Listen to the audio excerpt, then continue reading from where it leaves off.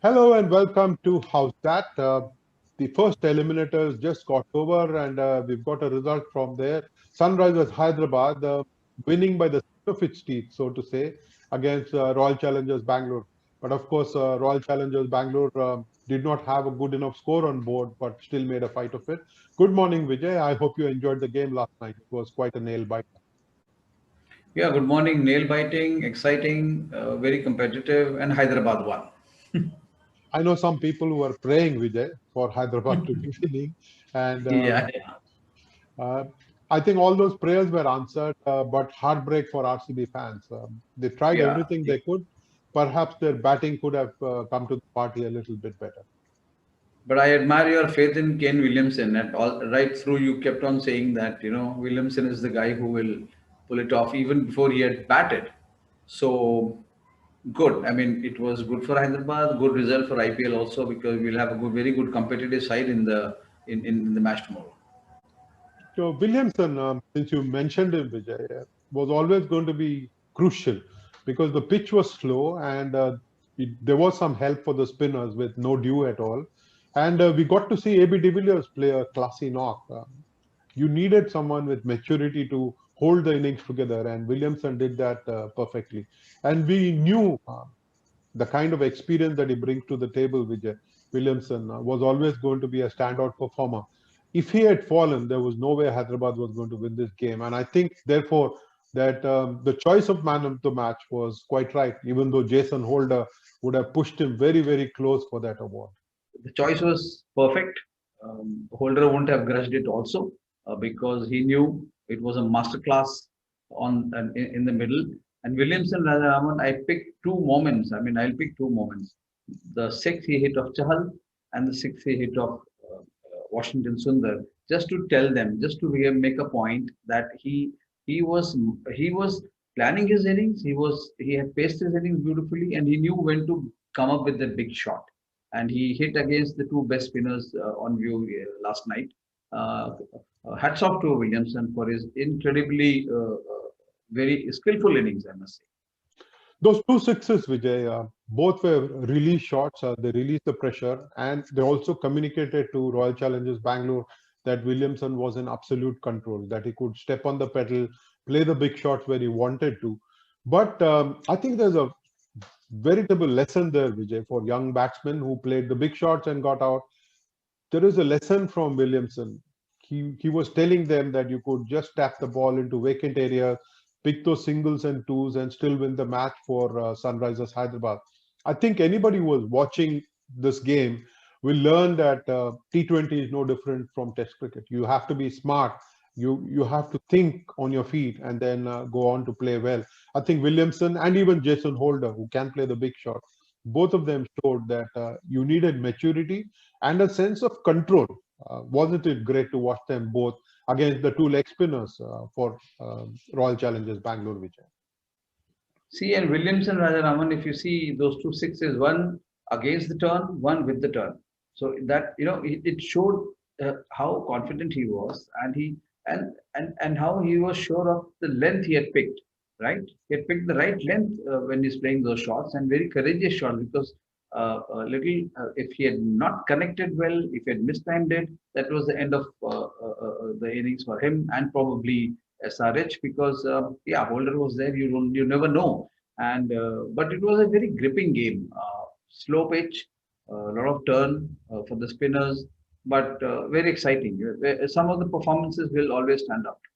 I think as lovers of spin bowling, Vijay, you got to see Adam Zampa and Yuzvendra Chahal bowl 8 overs of terrific leg spin. And that passage of play, that is when there were doubts creeping in the minds of Sunrisers Hyderabad supporters whether they would go on to win this game because they bowled with terrific control and admirably. I think that passage of play was a very, very interesting session. I think even those who don't like T20 cricket will have loved to watch that passage of play.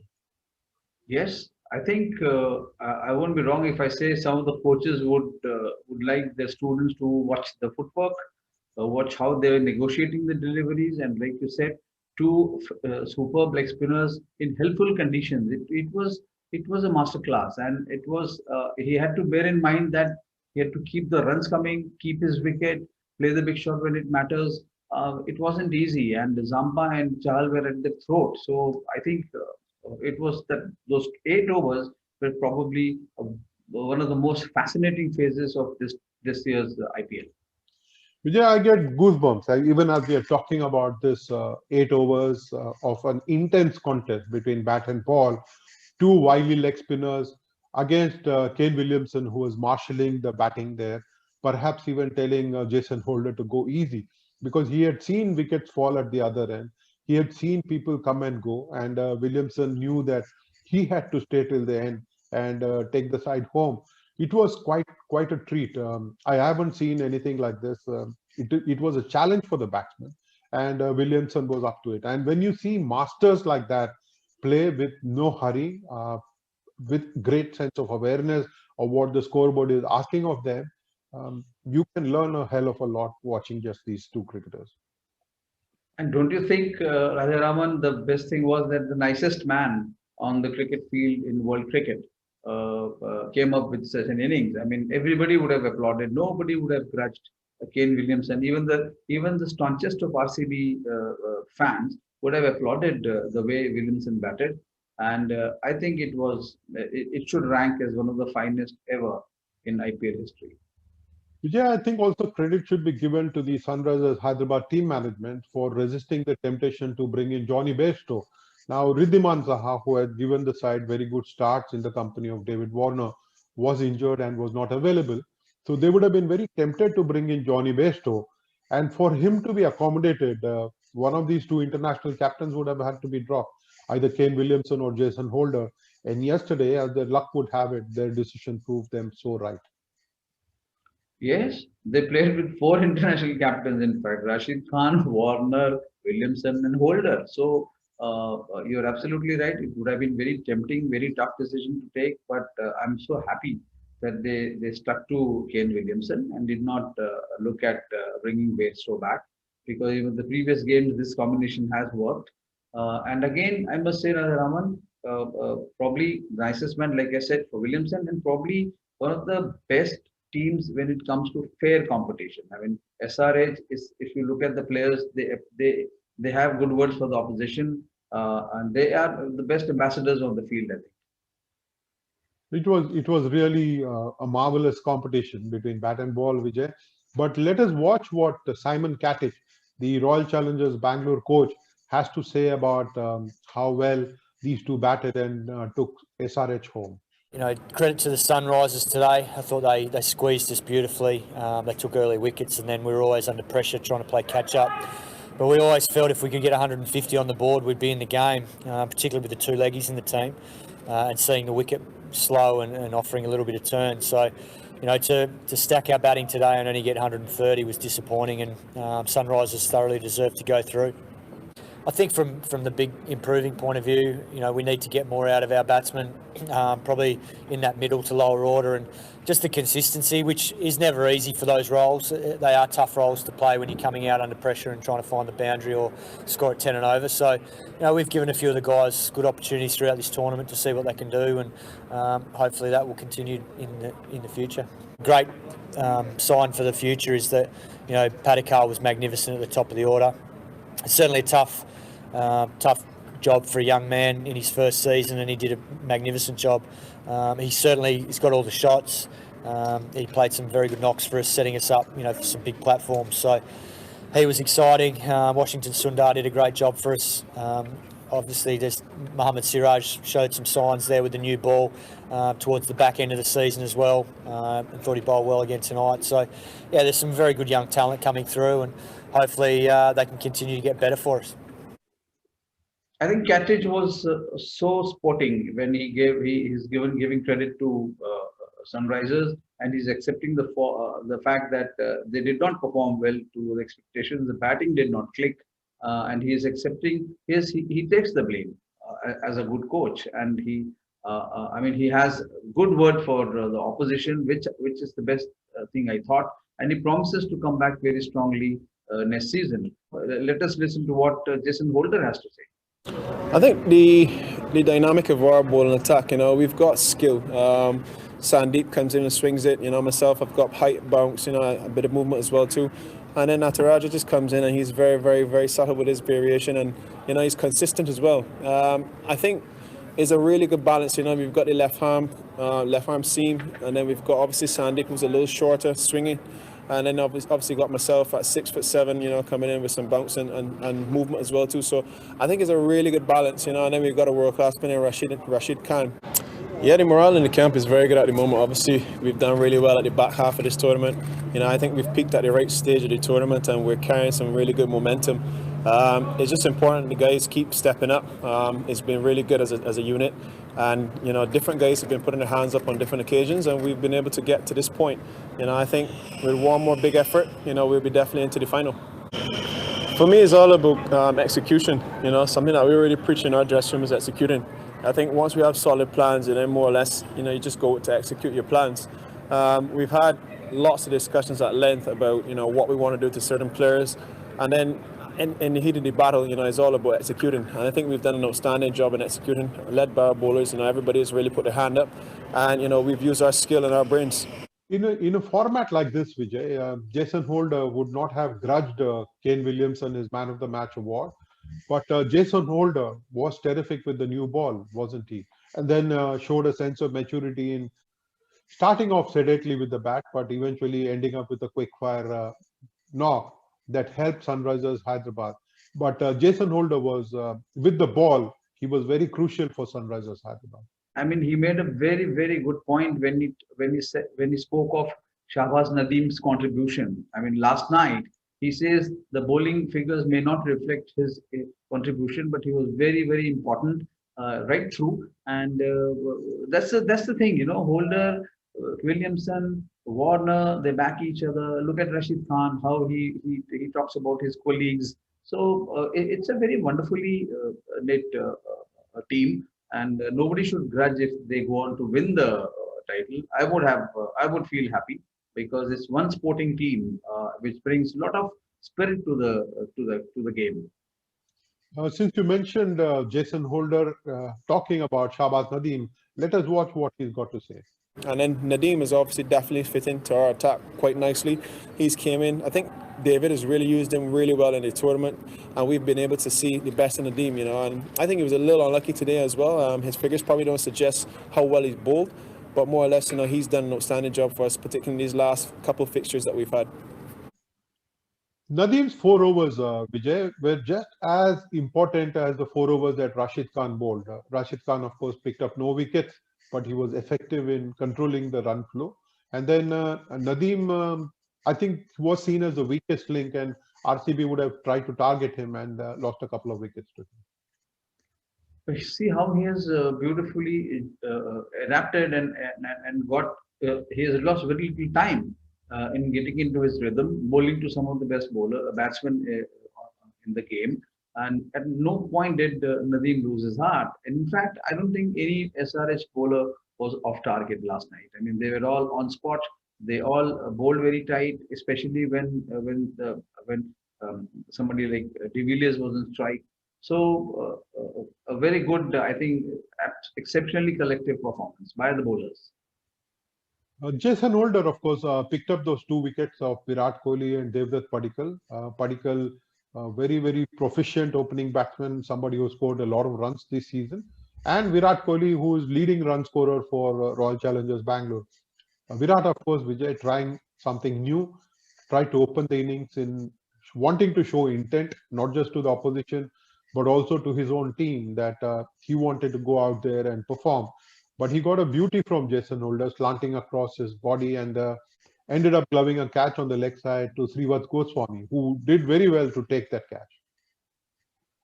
That was a very crucial wicket, Rajaraman. I mean, I remember reading Mr. Sunil Gavaskar, who wanted Virat Kohli to open, and it was, I mean, needed because you had De Villiers in the middle order when it come, if it had come to batting very freely and quickly. But Virat, if he had clicked with the number of deliveries he had faced, he would have made a big contribution. But yes, it was not his day. It was not his tournament. He hasn't performed to his level.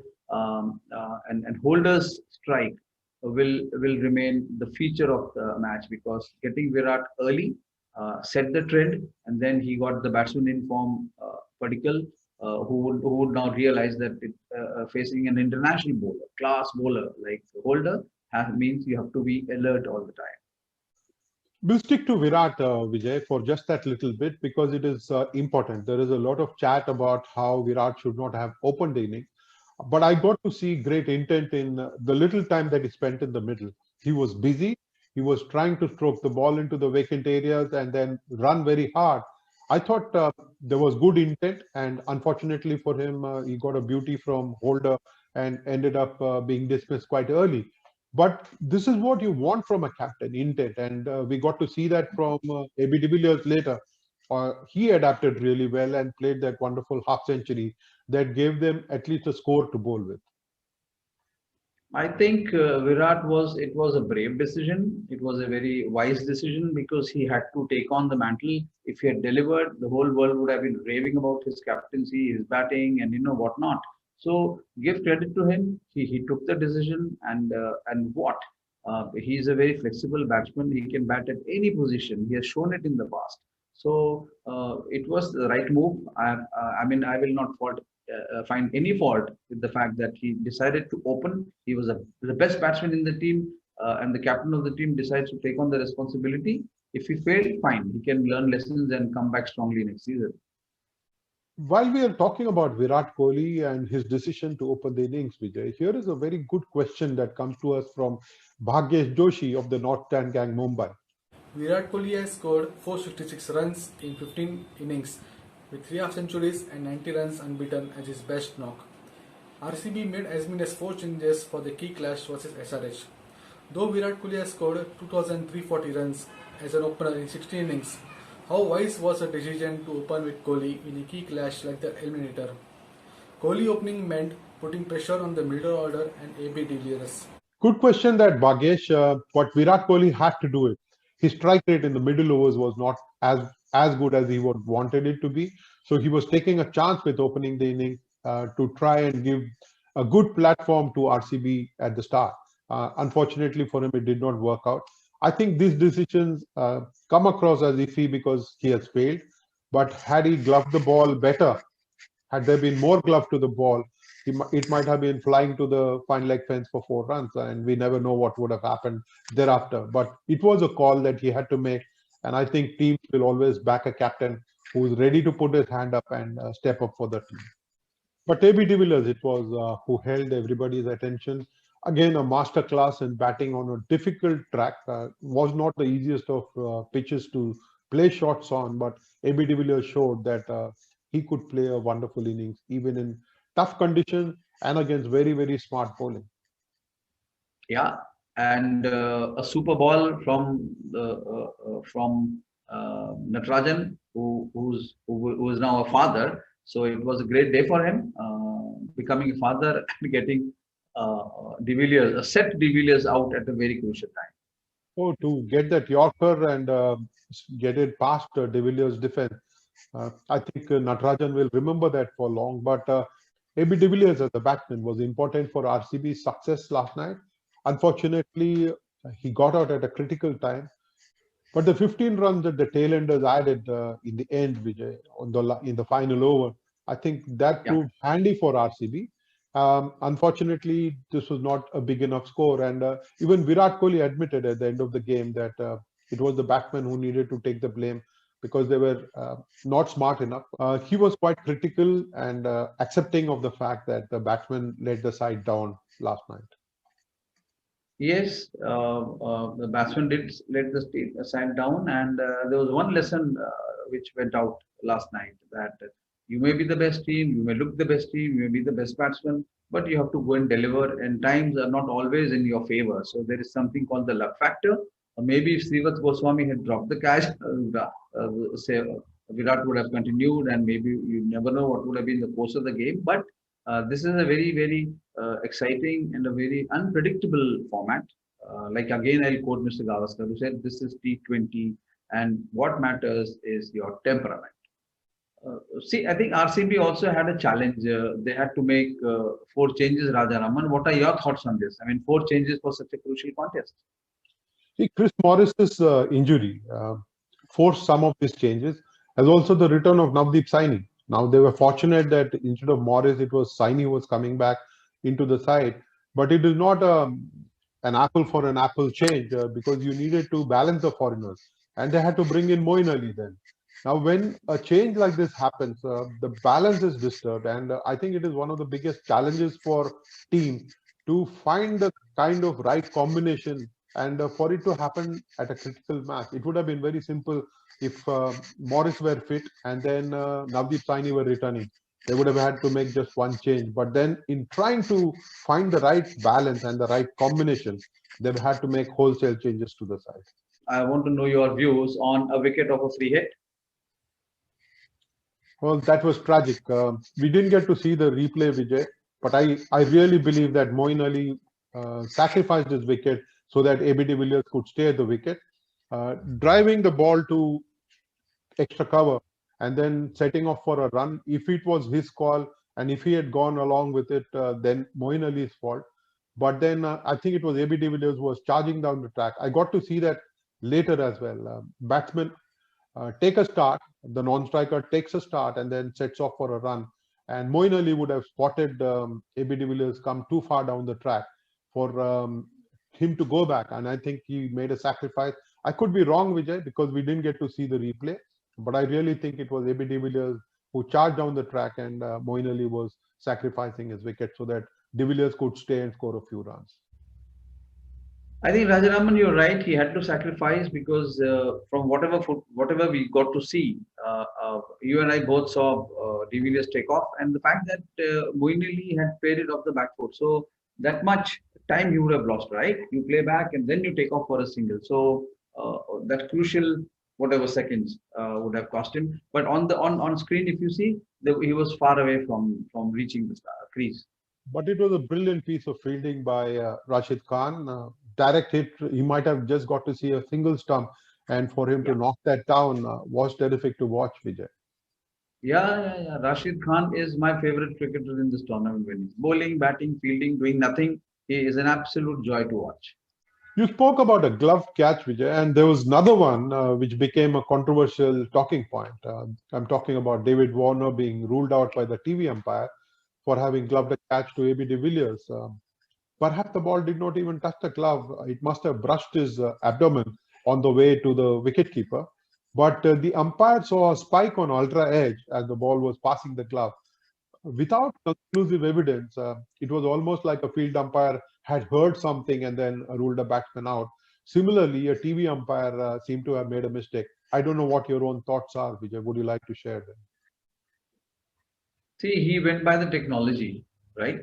He was depending on what was he was getting to see on the screen, and he may have had strong reasons. He's been a good player, Ranji Trophy player, Virendra Sharma, and he's not that bad an umpire. I mean, he's given some very, very good decisions on the field. So this was a very tough call for him, and if the technology lets him down, maybe he may have made an error, but a genuine error.